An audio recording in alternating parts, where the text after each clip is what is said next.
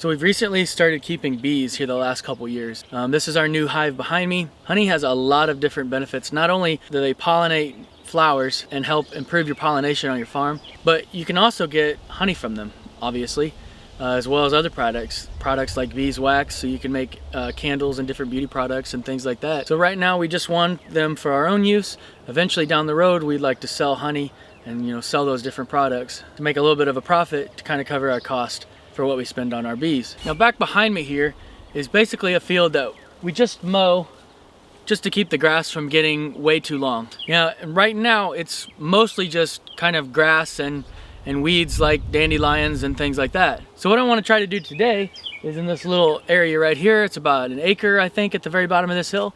I just want to completely clear out all the grass, and I want to get a bee pollinator and butterfly pollinator garden so that they can have a big variety of different flowers that they can choose from. They can get nectar and pollen from them, and I want to keep it as native as possible. The first thing that I need to do is I need to mow it as low as I possibly can. So basically I want as much seed to soil contact as possible.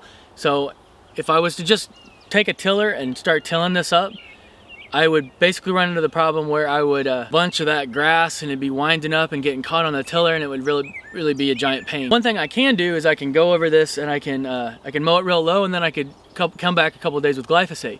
But what happens is, those bees might land on that grass and they might get into that glyphosate, and so that will damage the hive. So I have to be very careful about what I spray. So there won't be any spraying of glyphosate on my 5-acre homestead that I can help, because if I did, it would put my bees in jeopardy, and I also don't want that on my fruits and my vegetables. So what I'm going to do is I'm going to mow it as low as I possibly can. I'm going to run over it several times with a tiller and get a nice little seed bed, and then I'm going to use a product that I'll show you coming up next, and hopefully we can get a nice little wildflower plot established for our bees.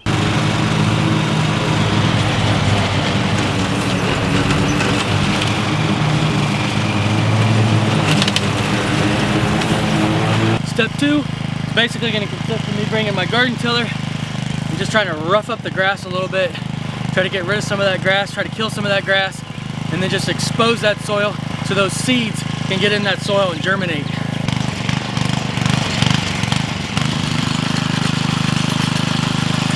So I've got all the grass mowed as low as I can get.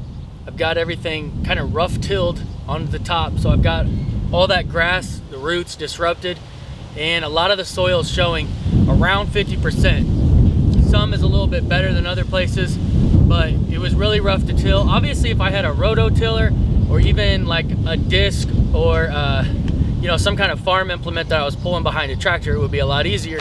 But just with the little garden tiller there, I just did the best I could. So I'm using 2 different types of seed blends. This first one is a hummingbird and butterfly mix, and then the second plot I'm going to do a bee pollen mix. So for these particular types, there's 2 different methods to distribute these or sow them.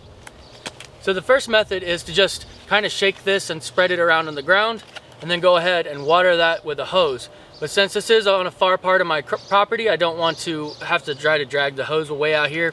So what I'm going to do, and this is also the alternative on the bag, is I'm just going to put one of these at a time into the bucket, dry, and then I'm going to put water in it and get it nice and make sure that all of the soil in there is nice and moist. This is a pound bag, but it says it will get up to 4 pounds when it's saturated with water. So I'm going to get it all saturated with water, then I'm going to walk around, and I'm hoping that by getting it really wet, that water is going to take those seeds underneath of that soil as much as possible and find those little cracks and get in there so it's not exposed to the sunlight, and it can stay moist, and hopefully that will help it germinate. And so I'm just going to do that to both of these bags, and that's all that's left. And then we just wait.